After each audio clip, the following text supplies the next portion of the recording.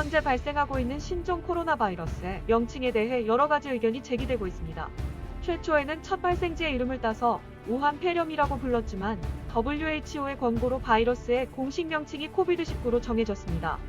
대부분의 국가는 코로나19로 부르고 있지만 트럼프 대통령은 지난 10일 중국 바이러스라고 쓴 트윗을 리트윗했습니다. 다음날 백악관에서 열린 대국민 담화에서는 중국에서 시작한 코로나 바이러스 발병이라는 표현을 썼습니다. 그러나 이번 바이러스는 코로나 바이러스나 중국 바이러스가 아니라 정확하게는 중공 바이러스라고 불러야 할 것입니다. 미디어파이는 앞으로 바이러스에 대해 중공 바이러스라는 명칭을 쓰기로 했습니다. 이번 전염병이 발생한 원인은 분명 중국 공산당 정권에 있습니다. 중국 공산당 정권은 전염병의 실태를 필사적으로 은폐하려고 했습니다. 발생 초기에 진실을 알리려 한 8명의 의사를 유언비어를 유포했다는 혐의로 탄압하고 확산 방지 시기를 40일 동안 미루면서 초기에 진정시키는 기회를 놓치게 했습니다. 1월 23일 우한시가 도시 봉쇄를 하기 전에 이미 500만 명 이상이 우한시에서 떠났습니다. 이들은 후베이성과 중국 각지뿐만 아니라 전 세계 150개 이상의 국가와 지역에 퍼져 사람들의 건강, 생활, 경제, 정치, 문화 등 각 방면에 엄청난 손실을 주었습니다. 신종 코로나 바이러스를 중공 바이러스라고 부르는 이유는 중국 국민 후베이 주민, 우한 시민을 중국 공산당과 구별하기 위해서입니다. 중국에서 이번 감염의 피해자는 우한 시민, 후베이 주민 중국 국민입니다. 우한 시민은 도시 봉쇄에 의해 이미 50일 이상 집에 갇혀 힘든 생활을 강요당하고 있습니다. 중국 공산당은 피해자가 아니라 가해자입니다.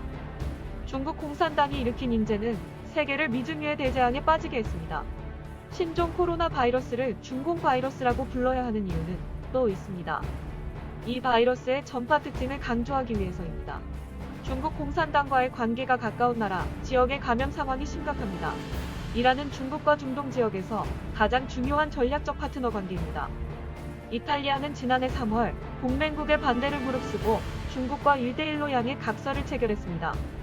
한국 역시 중국 정부와 긴밀한 관계를 이뤄왔으며 문재인 대통령은 한국과 중국은 운명 공동체라고 표명했습니다. 미국에서 가장 감염자가 많은 워싱턴주는 과거 4명의 중국 공산당 총서기가 모두 방문했던 곳입니다. 스페인 역시 2005년 중국과 포괄적인 전략적 동반자 관계를 구축하고 문화교류, 원자력 협력 등 14개 분야에 합의했으며 중국의 최대 무역 파트너 국가입니다. 독일에서 감염자가 가장 많은 노르트라인 베스트팔렌주의 주도인 뒤셀도르프는 610개 중국 기업이 진출해 있습니다.